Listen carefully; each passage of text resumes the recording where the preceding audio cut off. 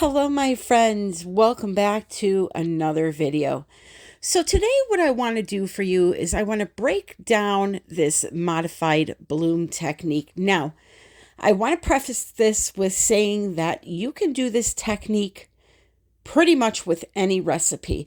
The only difference that you will notice is the amount of lacing and or cells that you will achieve depending on the products you use.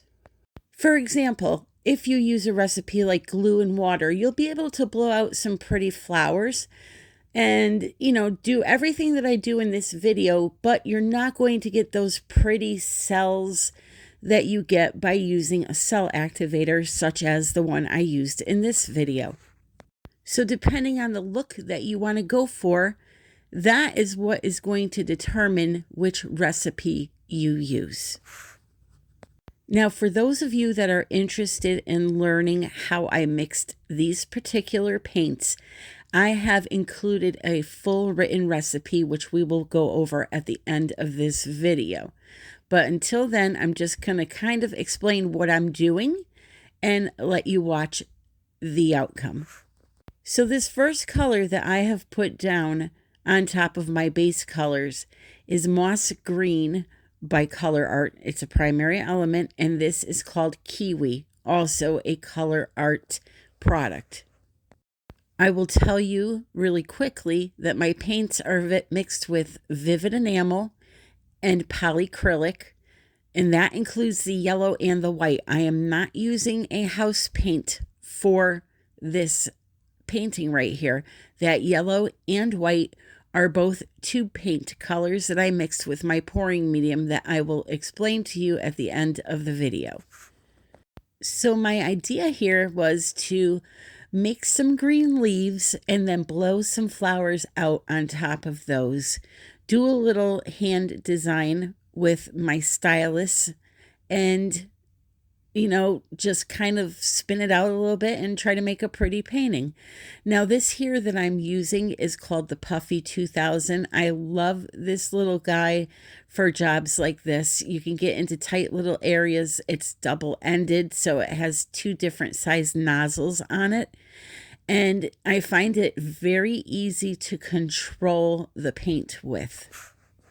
I also like this little guy for when I do a Dutch pour. If there's a little area that I need to blow out a little bit more, I don't have to bend over and get my face down there to blow. It's got a long nozzle, so you can stand up and just aim at the canvas and blow the paint where you want to blow it. So I like it a lot, and it saves a lot of my shirts because every time I bend over, I come up with multicolored boobs. So there's also a big pro. But again, it's a great little addition to your acrylic pouring toolbox, we'll say. So there's a link for it in the description, and I talked to the owner that creates these, and he gave me a discount code for all of you if you want to use it.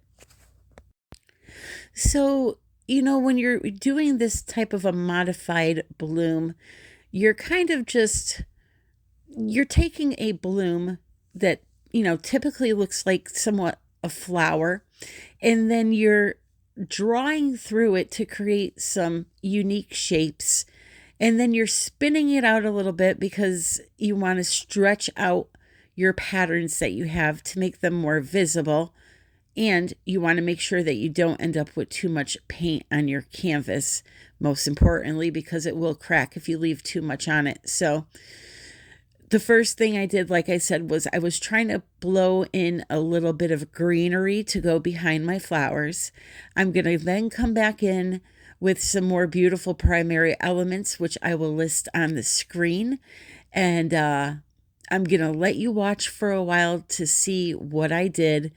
Just so you know, the stylus that I am using, I have that in my Amazon shop. It comes in different sizes, and everything else that you need, like the codes for Colourarte and all of that, are also in the description.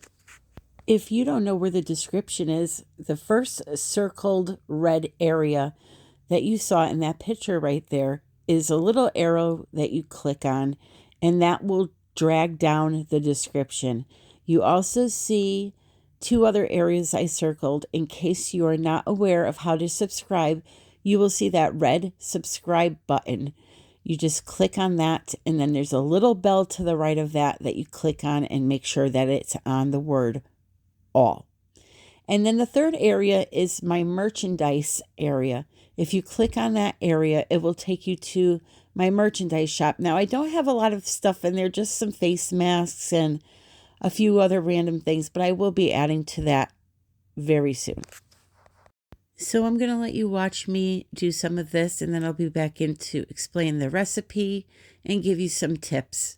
Think about me one more time before you go. Someday you'll know.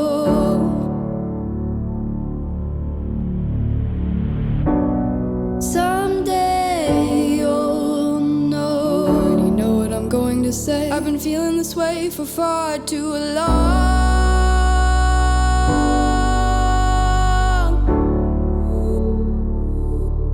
And now you're gone.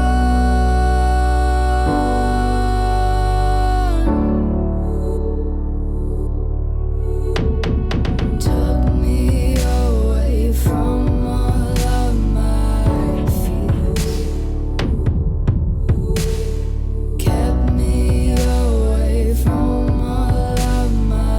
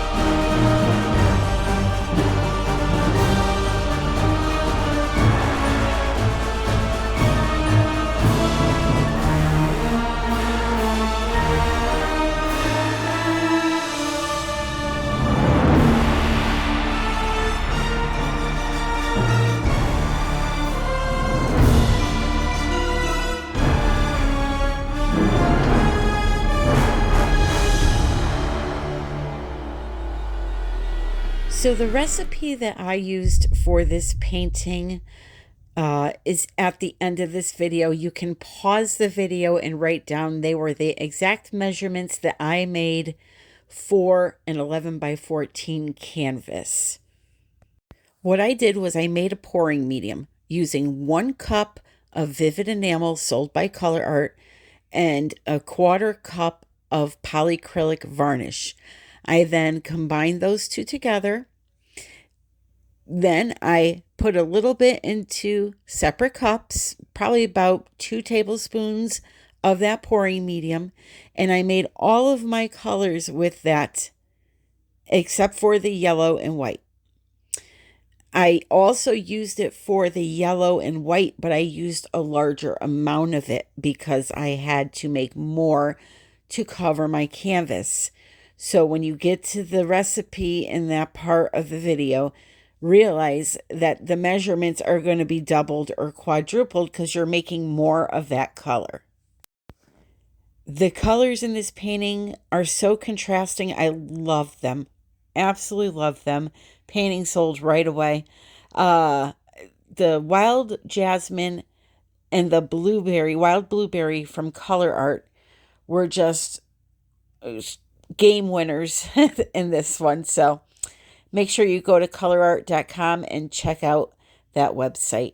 So here is the recipe written out for you. You can pause the video and write it down. I've got everything typed in there. As for how much water you need, again, as we have learned over the last 3 videos, it depends on the paint brand and the color itself. So experiment. You want that paint to flow off of the stick and leave a nice little mound on the surface. Cell activator recipe. There is a discount for Australian Floetrol in the description below. Until the next one, my friends, I love you all and happy pouring. So all you resin lovers out there, here is my latest resin video. Go over to Resin It with Tammy A. The link is in the description, and I show you how to make these cool effects in resin. This is actually a commission tabletop piece. I'm showing you here the second layer that I did. I still need to do top coat on it, but I show you how to make this chain-like effect in gold and all the other fun stuff, tips about mixing, how to do it, things that you can use in resin. My resin videos are just as thorough as my acrylic pouring videos. So if you want to learn how to do resin, come on over to Resin It with Tammy A. Subscribe and start watching my resin videos. I think I have 5 on there now. 5 or 6, but I'm going to continue to add them on there. Very hard to see the details with the glare that's in the background, but that's my wall reflecting off the resin surface. But in the video, you'll be able to see it a lot better. Okay? So there you have it, and I'll talk to you soon.